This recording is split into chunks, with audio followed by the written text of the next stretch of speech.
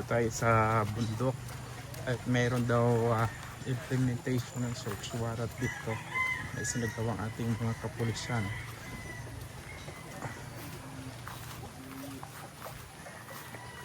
Danlog ba? Sinto operation ni police iya banda. Diretso pa?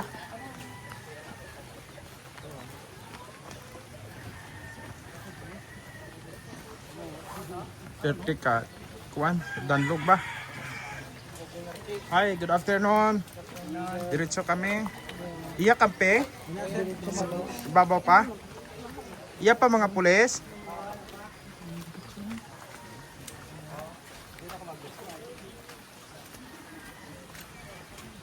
Thank you, good sir. Oo, dito ka magdiretso ka mo lang dito. Oo, sige. Di ka ra kampe?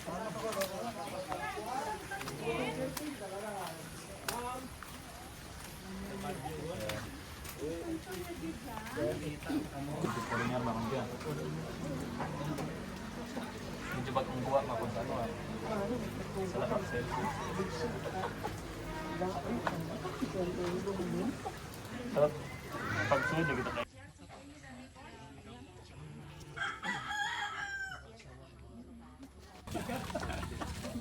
Ano rin mo nga masabat? Ano comment na. Okay. Sige. Nga miyembro nga ng media, ito kilalang kilala ito pagdating sa mga bypass operation. Ito ang palaging kasama ng ating mga otoridad, no, sa bilang witness.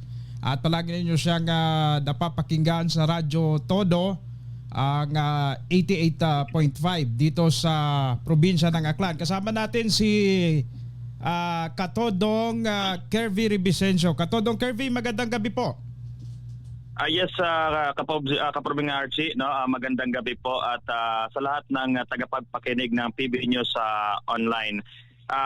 Unang-una po Sir Archie, gusto ko lang din po ng clarification regarding sa nangyaring kumbaga pagkakamali lang doon sa nangyaring search warrant operation ng ating Tangalan PNP diyan sa may Sitio Pugapo, Barangay Apga sa bayan ng Tangalan noong Lunes po ito ng hapon against kay JR Sandoval. No, at yun nga po Kapobs Archie na nangyari na nagkandak po ng search warrant operation, no, against illegal drugs or Republic Act 9165 o Comprehensive Dangerous Drugs Act of 2002, yung ating Tangalan PNP against po sa ating suspect.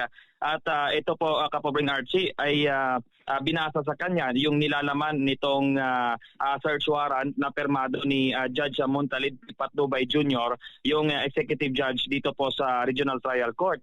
At ito Sir Archie na hinahanap dito yung mga illegal drugs and paraphernalias, no, dahil yun nga nung kung matatandaan natin nung interview natin kay Police Captain Monyen de Joseph na isa itong si JR Sandoval na may mga drugs, no, o kumbaga may possession ng drugs sa Kapobing Archie. At ayun nga na pag search sa kanyang bahay or before nag-search sa kanyang bahay, yung searching team led by Police Captain Monyen de Joseph is sinearch muna, no, ni Kagawad. At kumbaga Sir Archie, yun yung ano natin, kumbaga SOP na yon na bago pumasok itong mga ano natin, itong mga witnesses, searcher, saka yung ARD operators, is search po muna sila ng elected barangay official o kung sino pa po yung pwede mag-witness sa itong operation na Kapobing Archie. So At, kasama ka doon sa mga witness o pati sinearch. ka kinapkapan din muna bago pumasok. Yes, Sir Archie, yun po yung nangyari, no.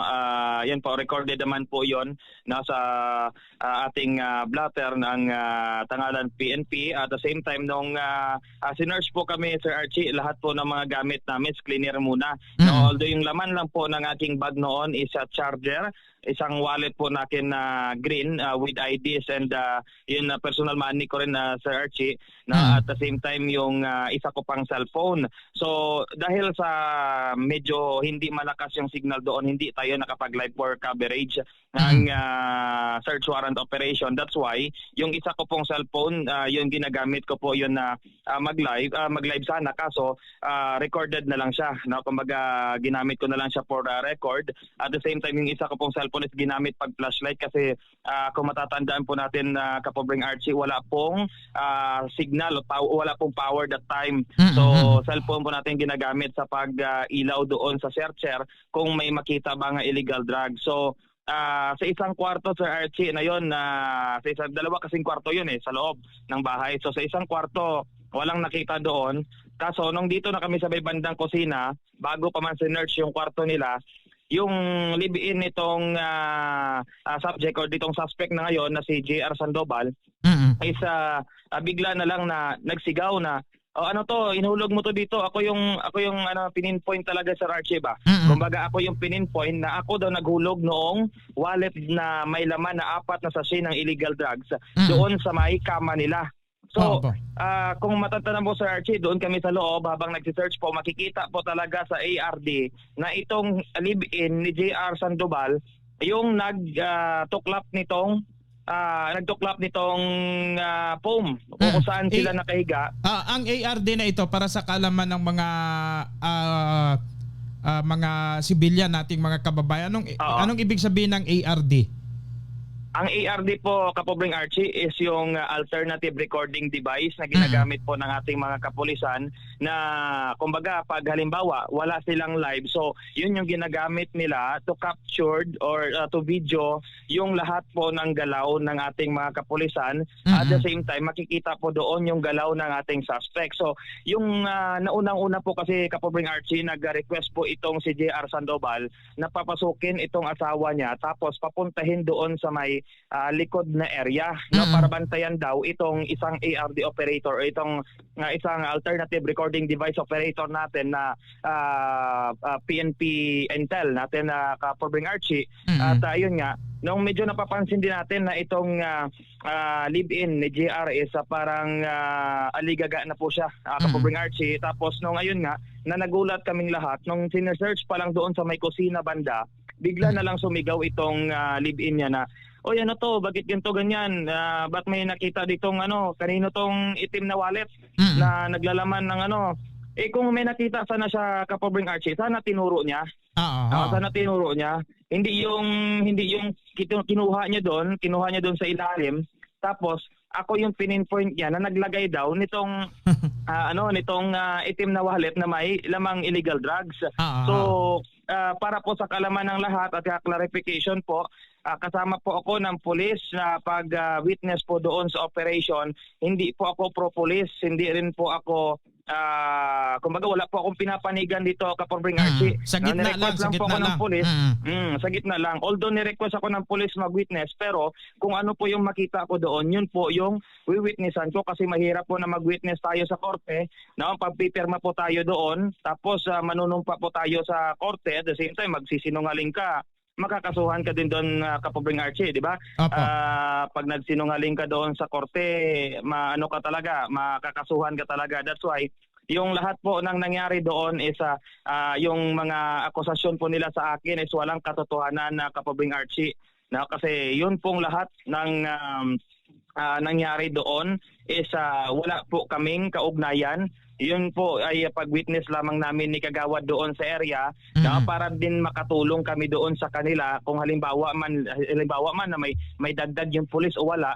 So at least doon kami ni Kagawad na mag-witness kami para din sa kanila ito, Kapobring Archie, itong operation po.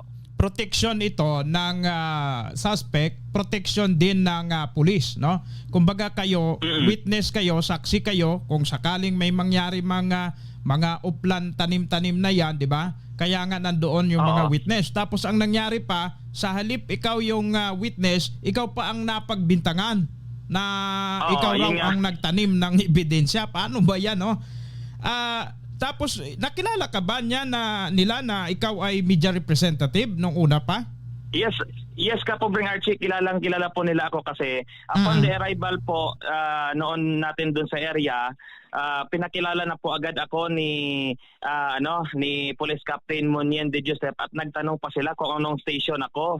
So identified na nila ako, Kapobring Archie. Halos lahat ng pamilya nila doon sa area na identified agad ako na isa ako sa magiging witness kasi po sinabi na ni Police Captain Monyen de Joseph yung pangalan ko at saka yung designation ko at ako anong station po ako, Kapobring Archie, no? So yun pong pag-witness natin doon is hindi pabor sa police kundi pabor din sa kanya yon, Kapobring Archie, no? Na matulungan din natin siya, no? Kung ano man yung mangyayari doon sa nasabing operation. Oo, na malagay lang sa insakto, sa tama. Kaya nga mayroong witness tapos ganyan pang nangyari. So as in ba may nagkwento sa akin ng mga pulis na parang dinuro-duro po kayo?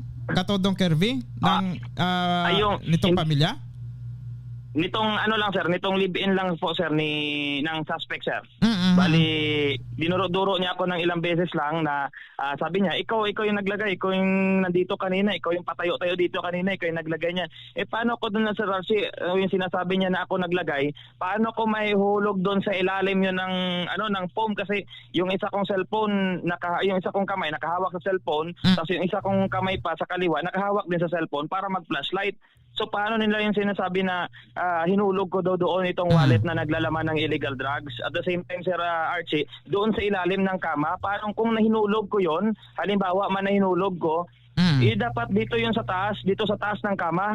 Kaso, nandun sa ilalim ng kama ito, Sir Archie. Nandun sa ilalim po ito ng kama daw nakita nitong live-in, nitong suspect. So kanina po, upon confirmation din po natin kay kaninang around 9:30 AM nag-file na po ng kaso itong Tangalan PNP natin, Kapobring Archie, at yun nga po nag-positive din daw po siya sa paggamit ng illegal drugs itong suspect natin at kumbaga na-file na po yung kasong paglabag sa Republic Act 9165, Comprehensive Dangerous Drugs Act of 2002, Kapobring Archie. So yun lang po, kumbaga clarification lang po natin na wala po talaga kaming kinalaman sa nangyari doon sa area. Bagkus kami po ay naging witness sa itong operation at the same time para po sa ating subject din po mismo. So yun pala, Kapobring Archie, nanghingi na rin ng pasensya sa akin ng pasensya itong pamilya ng suspect, yung ate niya, kung hindi ako magkakamali, ate niya yon, tsaka yung lola niya, tsaka yung mga kasama niya dito na nakatira sa Makato is na nanghingi na po ng pasensya doon po sa accusation po nila sa akin na sa nasabing operation na ito, Kapobring Archie. So ibig sabihin na inamin na nila na sa kanila talaga yon itong suspected shabu na kumbaga wala pang pag-amin si Sir Archie, itong si suspect natin, wala pang pag-amin, pero nanghingi na po siya ng pasensya sa nangyari. Kumbaga sa part mo, humingi na sila ng pasensya na pinagbintangan kanila na ikaw yung naglagay doon. Yes po, Sir Archie. So ibig sabihin klaro na ikaw, sabi ko saan man kukuha si Kirby nito ng illegal drugs, pambihirang patis naman. Kung meron lang talaga ako niyan, Sir Archie, isusoko ko agad sa ating mga kapulisan yan kasi sa totoo lang po, Sir Archie, I hate drugs din po, sabi nga ni Pangulong Duterte, oh my God, I hate drugs. Masama yan, wag talaga yan. At saka mga ganyan, at ikaw bilang reporter, hindi naman pwede yan na ikaw magbit-bit na mga ganyan na sabihin na magtanim, pambihirang patis, no? Di ba la? Saan ka nakita ng ganyan? Na reporter, saksi, kung ang pulis ay magtatanim ng ebidensya, ang uutusan pa, media, saan nakakita ng ganyan? Diba? Kumbaga, kilala din ako ng mga tao tapos ilalagay ko dahil lang doon sa isang wallet na naglalaman ng illegal drugs, mga hamak ako ng ibang tao, Kapobring Archie. At the same time, gagawin ko ba yun para masira lang yung isang tao? Yan, nawawala. Katotong Curb. Ay, oh, Medyo nawala itong signal. oo. Yun na nga eh. Yun ang problema. No? At least, nung huli pala, humingi sila ng pasensya. Baka Oo. alam talaga ng babae na nandoon nakasuot-suot o nakatago yung illegal na wallet yung wallet ng mister na naglalaman ng illegal drugs. Yun yung hindi natin alam pa, Kapobring Archie, no? That's why hinihingan natin ng information si Police Captain Monyan de Joseph kung alam ba talaga ng babae na nandun nakalagay itong wallet na may laman na 4 pieces for sachet ng illegal drugs sa Kapobring Archie. At ayun nga, no, na kumbaga sabi nga nila nahihiya daw sila na manghingi ng pasensya sa akin. That's why na pinapasabi niya na lang sa lola niya tsaka sa kapatid niya na pasensya na lang daw sa mga nasabi nila sa akin, Kapobring Archie. At off the record lang kanina may sinabi siya, na pero off the record lang kasi Sir Archie hindi pa natin ma-divulge kung ano yung sinabi na nitong suspect. So nagpapasalamat din ako sa Tangalan PNP na sa security pa rin nila na sa itong operation kasi yun nga sabi nga ni Police Captain ni Joseph, ni-request po nila ako doon na bilang mag-witness at yung pag-witness ko po doon is hindi para sa police kundi yung pag-witness ko po doon is pabor sa civilian po, Kapobring Archie, na inaakusahan. Kumbaga yun nga, siya yung inaakusahan pa lang na may illegal drugs na tinatago doon. So aside pala sa illegal drugs, may drug paraphernalias din do po doon na nakita doon sa loob ng kanyang bahay. That's why Section 11, possession of illegal drugs, at Section 12, possession of drug paraphernalia po itong kinaso sa kanya, Kapobring Archie. Oo. Sa kaalaman ng mga kababayan natin nanonood sa ating YouTube channel, si Katodong Kervy, ilang beses na ikaw, Katodong Kervy, na na naging witness sa mga bypass operation ng ating mga otoridad? Humigit kumulang hindi mabilang na. Kita mo yan? ito yung talaga, Kapobring Archie, na masasabing humigit kumulang hindi mabilang. Hindi na mabilang yung mga tinamaan kong operation. Since 2023 po, Kapobring Archie, na sumasama po ako sa operation. Ngayon lang po ako nag-experience ng ganyan na ako yung pinagbintangan, no? So almost 2 years na rin po ako sa aking profession. So ako pa po yung napagbintangan ngayon pa lang na halos may get 2 years and 2 months na rin ako, no? Ngayon pala ako napagbintangan ng ganito. Grabe, no? Medyo masakit sa ulo mga ganyan. Pero para sa bayan, pero para sa bayan, sa ating mga kapulisan at sa ating mga kababayan sa komunidad ay ginagawa natin na mag-witness. Part ng media yan ng trabaho ng media. Pero nandyan ang risgo, nakakatakot, baka magbarilan, baka mamaya ikaw isa pa sa mapatay, mga ganyan ba? At saka mamaya ikaw pa nga ngayon, ikaw pa ang pagbintangan nila, pambihirang pati. Ikaw pagbintangan.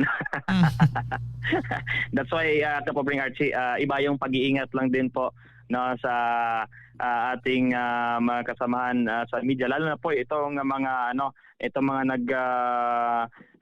we-witness, no, para sa illegal drugs, against sa illegal drugs, at the same time sa illegal possession of firearms, itong Republic Act 10591 o Comprehensive Firearms and Ammunition Regulation Act. So akala kasi nila yung search warrant para lang sa baril, no, pero hindi lang po pagkakalam ko, hindi lang po para sa baril yan, no, pwede rin po sa illegal drugs. So kung ano pa na hinahanap, pwede pong magsilbi ng search warrant po, Kapobring Archie. So yun po lahat yung clarification ko na sa nangyari po na search warrant operation ng Tangalan PNP sa may sitio po Barangay Apga sa bayan po ng Tangalan, Kapobring Archie.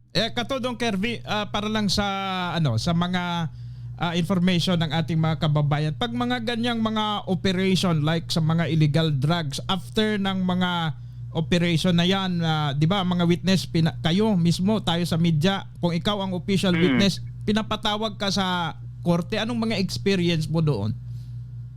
Sa korte kasi, Kapobring Archie, no, pag tapos ng based on my experience, pagdating po ng inquest proceeding na sa mga nahuhuli ng ating mga pulis, no, sa based on my experience lang po ito, pagdating po doon sa fiscal's office o sa prosecutor's office, pipirmahan mo po yung mga dokumento mo, yung affidavit mo, no, kung ano po yung sinumpaan mo doon, manunumpa ka po Kapobring Archie.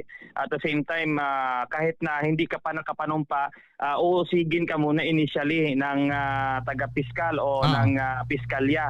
No, kumbaga initial interview ka agad doon sa prosecutor's office, tatanungin ka, no, yun yung mga kahirap doon na Kapobring Archie, no. That's why na hindi sa lahat po ng oras na pag mag-witness kami is madali lang na mag-witness. So kumbaga nire-resgo din po namin yung pangalan namin saka yung sarili namin, kasi pag magkamali kami doon, lalo na po sa affidavit namin saka sa pagperma po namin, pag magkamali po kami doon, pwede po kaming kasuhan na nagsinungaling kami doon sa korte na Kapobring Archie. Lalo na ito po yung pinakamahirap na part, no, sa pag kumbaga imbes na matulog na lang kami sa bahay, no, sumasama pa kami sa mga pulis, no, para makatulong din kami sa itong hinuhuli Kapobring Archie na kung ano man yung mga mangyayari, no, dito sa operation ng ating mga kapulisan po. Yan ang hirap, no, kahit off duty ka na, kahit hating gabi, agahon, madaling araw, talagang si Katodong Kirby ang maaasahan. Yan talaga. Pag sinabing Todo Radyo, mga bypass operation, si Katodong Kirby yan eh. Anyway, hindi lang din naman ako Kapobring Archie. Congratulations kasama pa. Congratulations sa napakagaling na paghahatid ng mga balita at pagsiservisyo sa komunidad natin, Katodong Kirby. Yun nga po sa Sir Archie, at maraming salamat po sa oras na ito, no, na sa itong pagkakataon na Kapobring Archie na nabigyang linaw po, at the same time nakapagbigay din po ako ng clarification. Although po kahapon sa program po namin ng Todo Birada hosted by Katodong Jodel Rentillo po is nakapag-clarify na rin po ako, pero ayun nga po, sa tulong din po nitong PB News Online na mas mapaigting pa po yung information na may disseminate natin Kapobring Archie sa nangyaring search warrant operation ng Tangalan PNP. At gusto ko rin po kung itong pagkakataon, no, na makapag-congratulate din po sa ating mga rescuers, no, Kapobring Archie, na nagkandak kahapon ng search and rescue operation, at the same time sa clearing operation, yung mga volunteers po natin sa PDRRMO at sa lahat-lahat po ng unit Kapobring Archie na successful operation na sa itong bagyong Tino po. Thank you very much, Katodong Kirby. Estado sa gabi. Si Katodong Kirby Rivicencio ang reporter ng Radyo Todo Aklan na assign sa mga bypass operation. Yan po ang kanyang pahayag patungkol dito sa nangyaring pagbintang sa kanya na siya daw ang nagtanim ng mga illegal na mga droga kahahapon sa isang bypass operation dyan sa may Tangalan, Aklan. Estado sa gabi.